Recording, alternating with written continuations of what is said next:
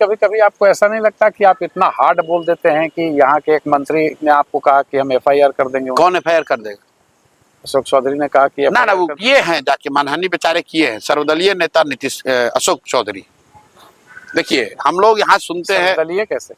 मैं बता रहा हूँ कैसे। जैसे हम लोग सुनते हैं ये नेता इस दल में थे, छोड़कर दूसरे दल में चले गए, दूसरे दल को छोड़कर तीसरे में चले गए। अशोक चौधरी इन सब से ऊपर है। उन्होंने इतना दिमाग लगाया कि एट ए टाइम हम सब दल में रहेंगे। तो उनके पिताजी कांग्रेस में, ये खुद जदयू में, बेटी लोजपा में, दामाद आरएसएस भाजपा में, और अब कोई हमने बताया भाई एक आरजेडी बचा है, उसमें कोई भगिनी भतीजा बेटा भाई किसी को डाल दो।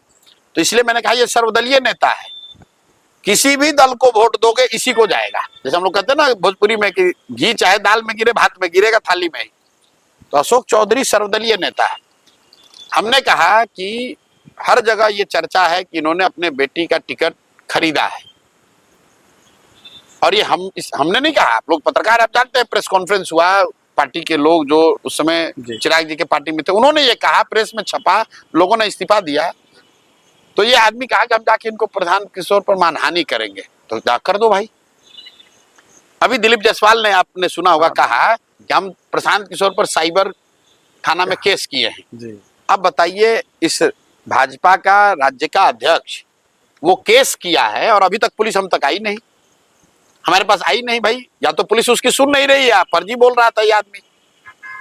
अगर दिलीप जायसवाल ने केस किया है कि मैं साइबर क्राइम कर रहा हूं, तो साइबर क्राइम वाले अफसर क्या उसकी बात सुन नहीं रहे हैं, या दिलीप जायसवाल ने सबको बेवकूफ बनाया?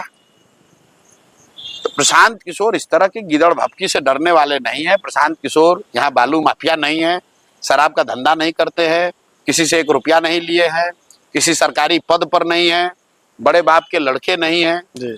अपनी मेहनत से, अपनी हुनर से, अपने परिश्रम से जो कुछ भी कर सकते हैं वो कर रहे हैं। और ये चोर चुहड़े जितने नेता हैं, लुटेरे मंत्री सब, उगाही मंत्री, इनकी हिम्मत नहीं कि हमको डरा सकें।